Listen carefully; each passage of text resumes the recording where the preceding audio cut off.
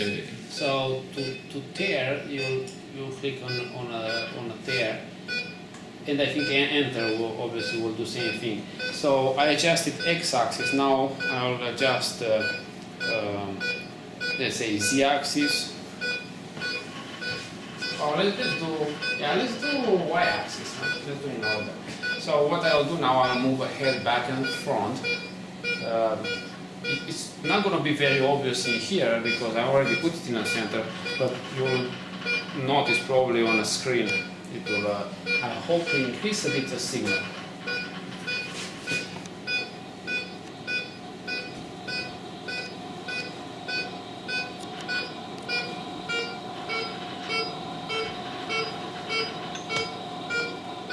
Looked like I was very close, even by eyes.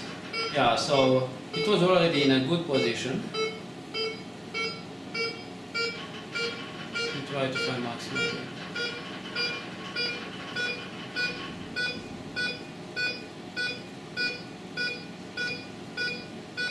Okay, so this is the maxima. Now I will just tear again. Okay, now I'll do the z-axis up and down. So I will probably hold on to this knob, which is to move it up and down, and after that I can unlock it. Otherwise, if you unlock it, it can go down by itself. This has the largest variation. It takes just a little bit to go totally off scale.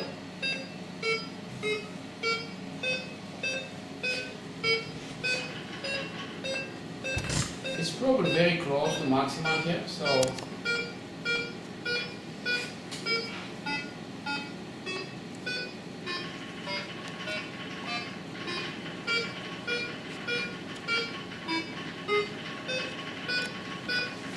okay, so that's my maxima.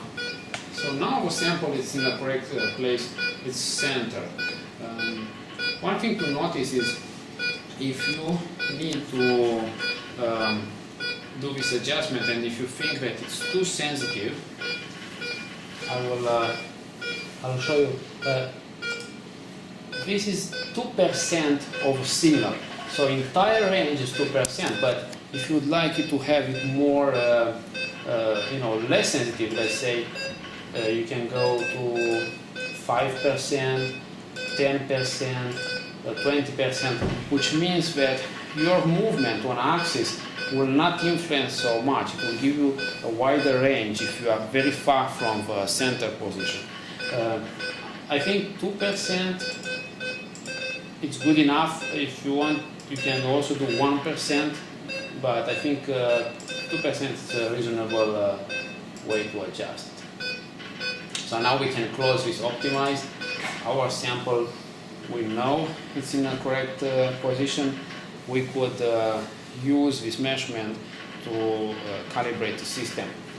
So to calibrate the system, we'll need to run a hysteresis, and after that it will tell the machine that maximization of saturation, the moment of saturation is the moment you should use from this standard sample. And let's just say that calibration needs to be done only when you move the coils. Right. Only when you move the magnet, when you change the magnet gap, just because you change the distance between coils, you will change the efficacy of a detection.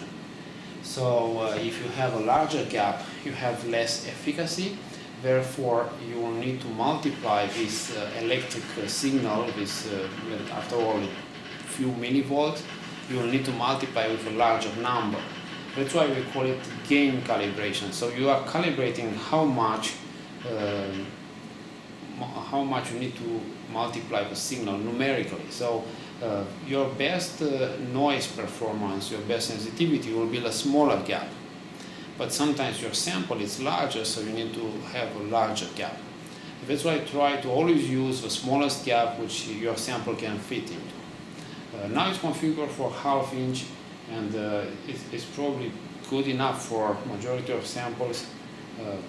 But yes, this is a correct observation. Smaller of a gap or modifying the gap, you need to recalibrate the system. So to calibrate system, I think go in, let's run a measurement. So you remember, we are on 5,000 applied, 5,000 Ørsted applied field.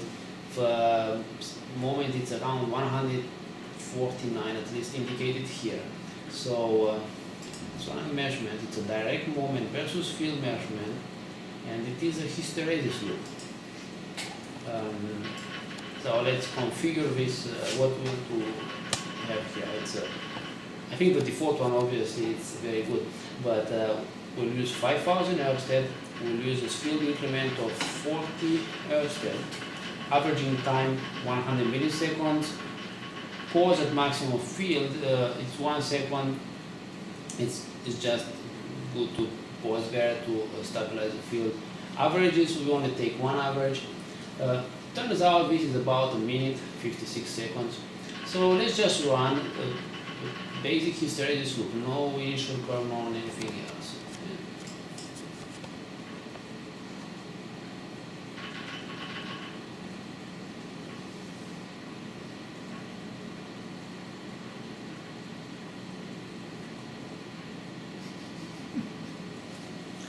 So what we'll use is actually this value here, like how much is at saturation. We will declare that this is 78.91 milliamp just as the standard reference have written.